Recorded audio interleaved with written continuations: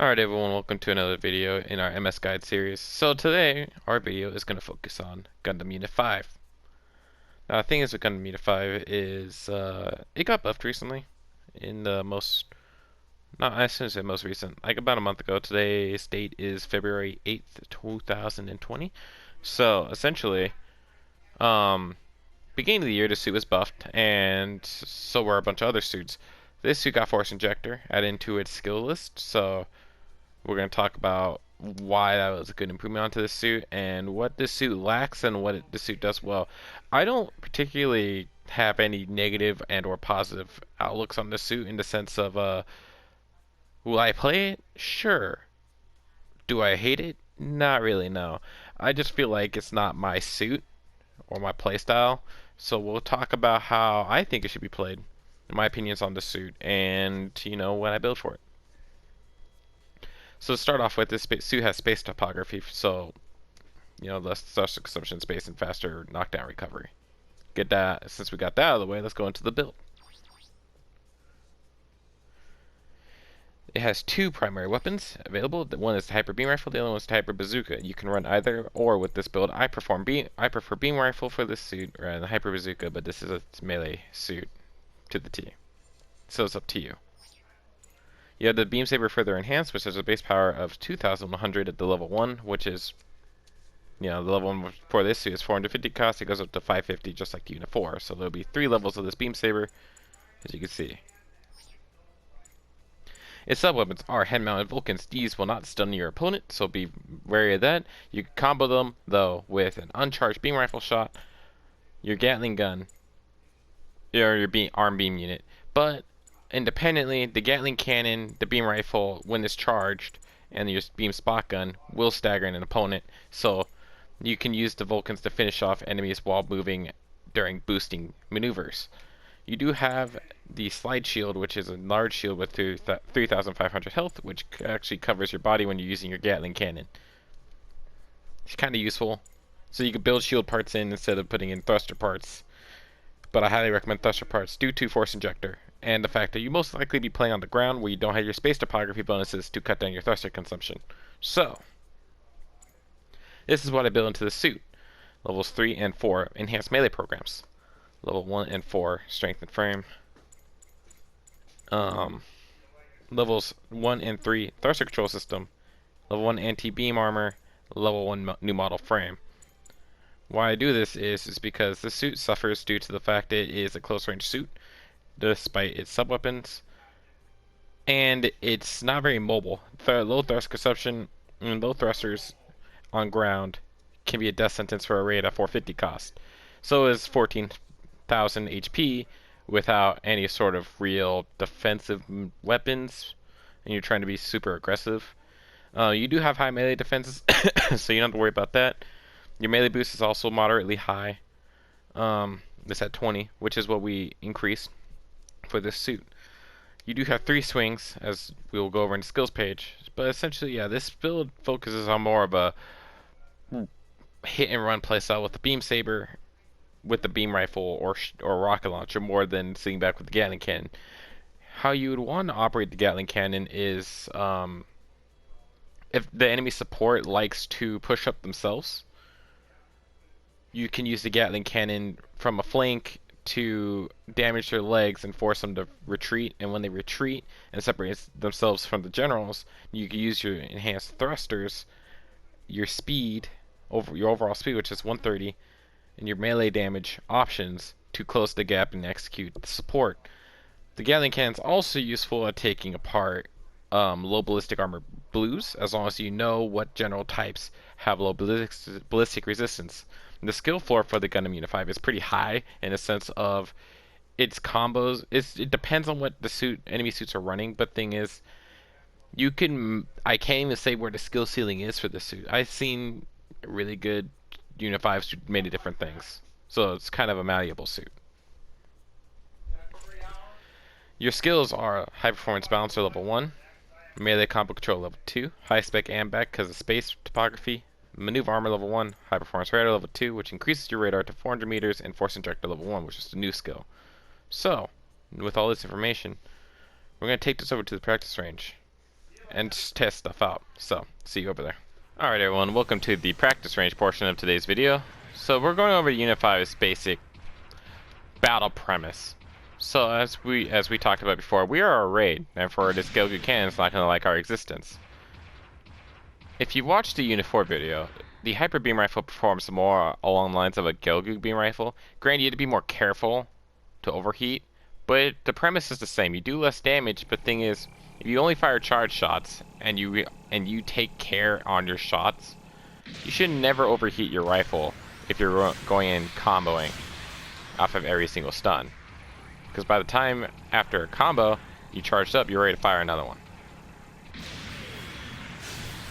And always remember, with this suit in particular, you definitely want to go for your 3-swing combo. Why do I say this? Is because you're using a Federation Beam Saber animation. So the standard Federation Beam Saber animations have really long and hitboxes that ghost past the actual visual representation of the weapon. So abuse it as much as you can.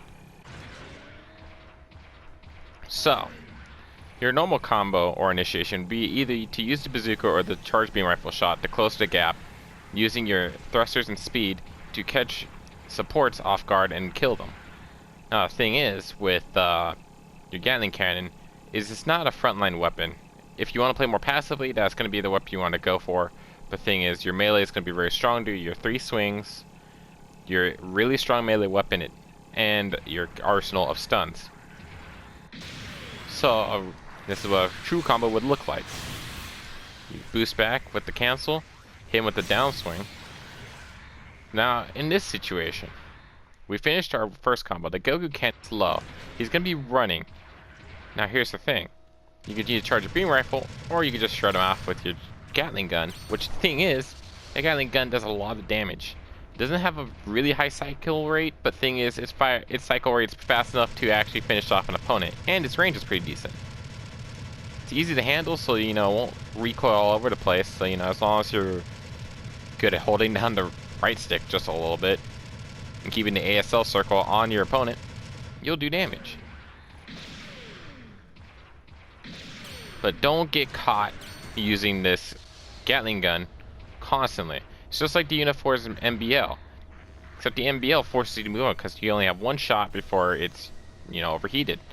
The thing is, right, the sub-weapons for this, the Gatling gun for this suit is to basically pick off enemies who are going to be running away, and it's going to be too risky to directly chase them with the Vulcans. Because say, if we actually fought this Goku cannon here, our melee knocked him off though, into the pit, and he's trying to run away. There's generals closing in the gap, in the pit with him. I don't want to go down there with the generals. So what I'm going to do is I'm just going to light him up with my Gatling cannon as he runs away. Because thing is, if the generals stay down there and he's trying to isolate himself up towards B, I can just fly down here. I have 70 thrusters now. I'm just going to fly over here where he's at B. He can't hide from me. So Unit 5 is all about forcing the enemy supports to go where you want them, because your long range weapons, they don't do a lot of damage. The thing is, what they do is they allow you to corral or constrict enemy movements, because they do fair amounts of damage for what they are, and they have really decent range. I wouldn't say that good or bad. It's just decent. It's really just decent range. And it's good at shredding modules like legs and the head, in space the back. In space, this suit, you can get away with using the Gatling gun a lot more due to the 3D environment of space. But on the ground, you really want to, since you're playing on a very two-dimensional field, you want to basically focus on your primary fire and melee.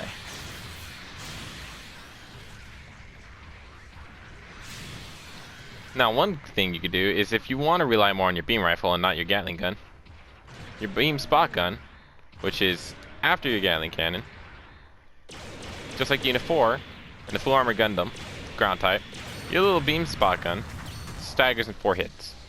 It's also very spammable. So if you spam it too fast, you'll get 4 to 5 shots out, but you overheat. If you space out just enough, though, you'll get the stagger. You won't be overheated, and you can, keep chunking for 216 on this raid right here. Going for the combo, he'll be half health. backup reset. Unit 5 it's not bad. It's not. It's just not my cup of tea. Force Injector has really made this suit more to be reckoned with. Before, you know, it didn't have any, it just relied on maneuver armor. No Force Injector, no dodge roll, you know. It was kind of just like the G3. The G3 needed help and it got help. So, you know, both those suits got help. Much needed and well deserved. And they're not bad. The G3 underperforms still. I get behind the Unit 5 a lot more than G3.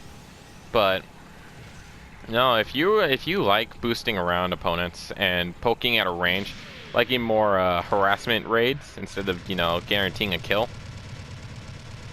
the Unit 5 is going to be more of your choice. If you like more aggressive playstyles with raids, you're definitely going to want something along the lines of the Blue Destiny Unit 2 at 450 and 500 cost, and at 550 cost the Hyaku Shiki and the Kabera Tetra, then this suit. So keep that in mind. Yeah, that's my thoughts on the Unit 5. If there's anything you guys thought I missed, or any suits you want to see in the future, let me know down in the comment section below. If you like this video, make sure to hit that like button and subscribe to the channel so you get the subscription box alert when I post a new one. There'll be more MS guides, there'll be more map guides, we'll talk about strategies and videos and, you know, something you might like coming up, you know. Who knows, the next suit that I might post the next day or in a couple days might be something you might want to see. So, you know, just keeping that option out for you guys. And yeah, and thanks for coming out to the video. This has been Grandy Warrior, aka Deranged Pyro, signing off.